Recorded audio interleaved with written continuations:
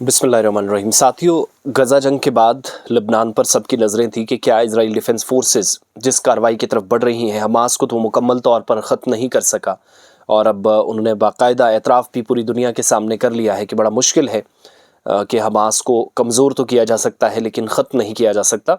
उसके बाद वो हिज़्बुल्लाह की तरफ बढ़े। हिज़्बुल्लाह वो मज़ाहमती क़यादत है, वो ग्रुप है, वो लश्कर है जिसको ईरान मुकम्मल तौर पर ताउन इक़्तिसादी तौर पर भी करता है और जो इसमें शामिल जंगजू हैं, जो लोग भर्ती होते हैं, जो लोग लड़ाई लड़ते हैं, उनके सैलरीज़, दीगर अखराजात और यहाँ तक कि हथियारों की फराहमी का भी ज़िम्मा ईरान का है। वो अलग बात है कि पीछे रूस भी सपोर्ट करता है, बाकी मुस्लिम ममालिक भी साथ है।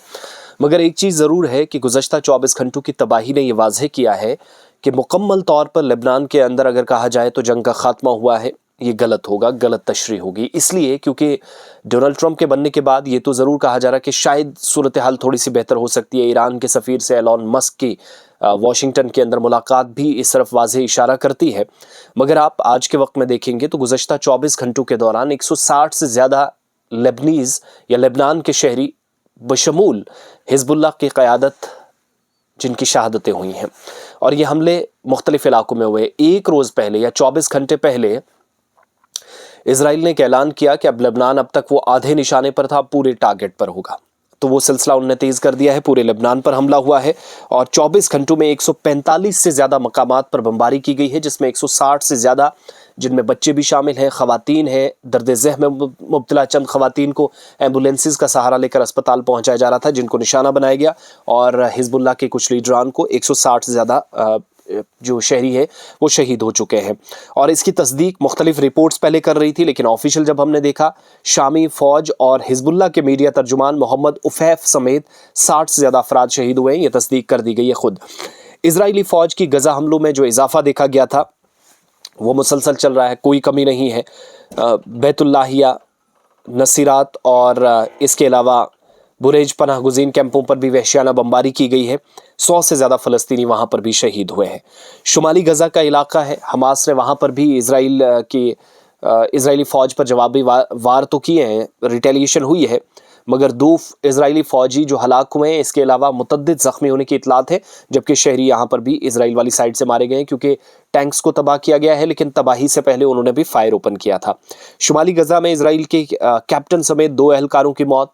इसके अलावा इजराइल के शुमाली गज़ा और लेबनान पर हमलों में 96 अफराद 12 घंटों में और 24 घंटों में 160 से ज़्यादा अलग अलग मकामात पर जिनकी जानें गई हैं, जिनकी शहादतें हुई हैं। एक बात।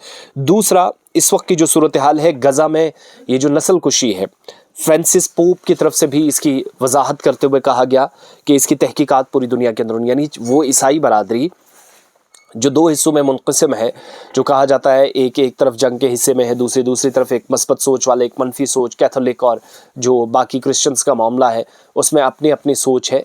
तो क्या उसको नज़रअंदाज कर दिया जाए? ये सारी चीज़ें अपनी जगह, लेकिन लेबनान पर, पूरे लेबनान के अंदर ओपन वॉर छेड़ दी गई है, जिसका ऐलान बाकायदा IDF ने 24 घंटे पहले किया था। 24 घंटों के बाद बैरूत समेत जहाँ से 13 लाख से ज़्यादा लोग अपने घर बार छोड़ चुके हैं, मुतअद्दिद इलाकों में हिज़्बुल्लाह के ठिकानों को निशाना बनाने के बहानों के बीच 160 से ज़्यादा शहरियों की जानें ली गई। ये सिलसिला भी चल रहा है। अल्लाह करे कि सिलसिला थमे। डोनाल्ड ट्रंप की तरफ से कुछ कोशिशें हुई हैं, इतनी ज़्यादा नहीं, लेकिन चंद एक कोशिशें हैं। शायद इस वॉर को कम किया जा सकता है, जो इंतखाबी नताइज से पहले उन्होंने वादा भी किया था मुसलमान बरादरी के साथ, मिडल ईस्ट के साथ, मशरिक़ वस्ता के साथ। और दूसरी जानिब आप जाएंगे तो कलीदी किरदार जिन ममालिक का है उनमें ईरान सर फहरिस्त है, बाकी कोई ममालिक या मुल्क कोई नज़र नहीं आता। ईरान जिसने बगैर किसी मजहब व मिल्लत के, चूँकि ओपन अनाउंसमेंट करता है, हथियार बनाता है, लड़ाई लड़नी है तो अपने दुश्मन के ख़िलाफ़ सख्ती से पेश आता है, वो यहाँ पर उसने कर दिखाया। हालांकि इसके बदले में उसको कई कुर्बानियाँ भी देनी पड़ी, लेकिन कुर्बानियों के बिना चारा भी नहीं था। हमने देखा कि याह्या सिनवार को शहीद कर दिया गया। उससे पहले जब हमास ने, जो उनके पहले सरबराह थे, 32 सालों से जिम्मेदारी संभाले हुए थे, उनकी जान ली गई। 31 सितंबर गालिबन थी, तारीख थी जब हमने देखा कि याह्या सिनवार से पहले जो सरबराह थे इस्माइल हानिया, उनका इसी तरीके से कत्ल किया गया। ईरान के सदर की एक हेलीकॉप्टर हादसे में मौत जो मशकूक थी। इसी तरीके से बहुत सारी चीज़ें हमने देखी जो इजराइल ने अपने सतह पर करवाई, मगर ये जंग मुकम्मल तौर पर रुकी है या रुकेगी, इस तरफ कोई भी इशारा अब तक वाज़ेह तौर पर नज़र नहीं आता है।